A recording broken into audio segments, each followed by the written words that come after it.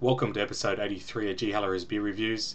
It's been a little while since my last review. I've been quite busy the last few months, but I've got a bit of time today to review a beer. And as you can see today, I will be reviewing Cooper's Premium Lager. So this is something, well, as you all know, I live in New South Wales, about 40 minutes away from the city of Sydney.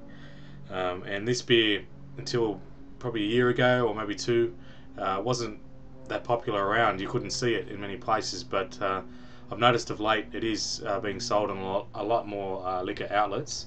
So I decided to pick it up today and give it a go and see what it's like. I have had it before, but it was some time ago, so I can't recall exactly what it was like, but I remember it not being too bad overall.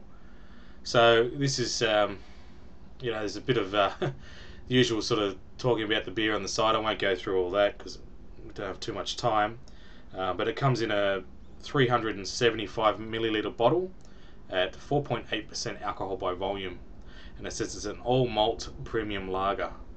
So I'm actually looking forward to this. I like the other stuff from the Cooper's range, so I think this will be alright.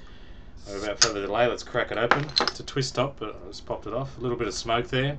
It's got a chilled Pilsner glass there. We'll pour it in.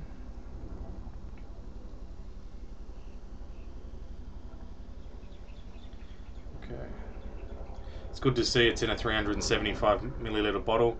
The other Cooper's products are, and most, well, historically Australian beers were always this size, but it's good to see that they make the lager in this size.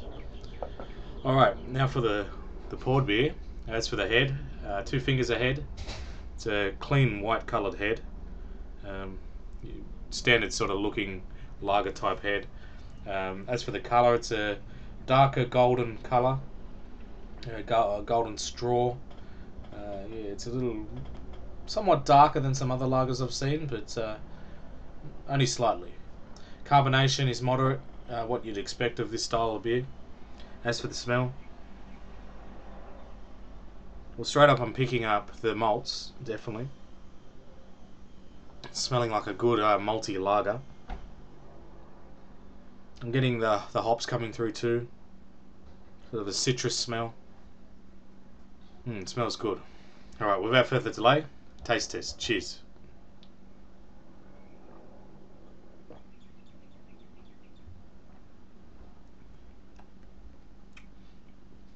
It was my first beer for a while too, so that was good. Yeah, good lager.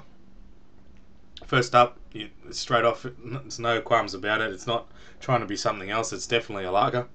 It's got that nice malty taste to it, but with a real crispness throughout the body. It's got a beautiful crisp hop bite to it. It's really nice and refreshing beer. I'll just give it another go.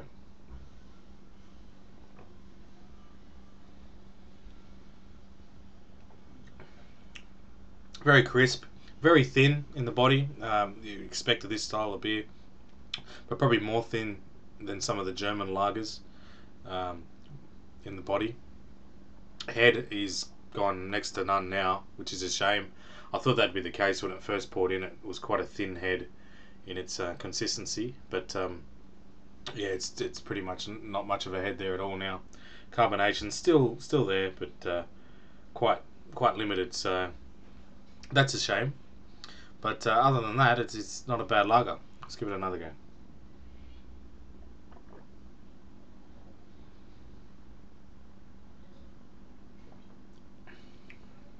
It's got a beautiful malty flavour to it, which is nice. I like that.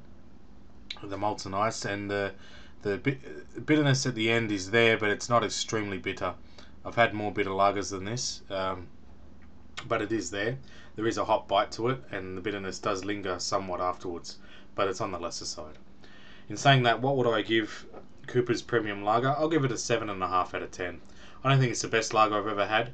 It's very crisp and refreshing. You could have many of these on a hot day, but yeah, overall it's not the best lager I've ever had, but it's quite reasonable. So, and it's fairly cheap as well. For a 6-pack of this, I think it was $13. So, and that's in a 6-pack. I can't remember the case price, but so it's reasonably priced as well. So I think that's a selling point definitely for it. So if you want a good crisp Aussie lager, give this a go. The Cooper's Premium Lager, 7.5 out of 10. Thanks for watching another G Heller beer review, and I'll see you in the next one. Cheers.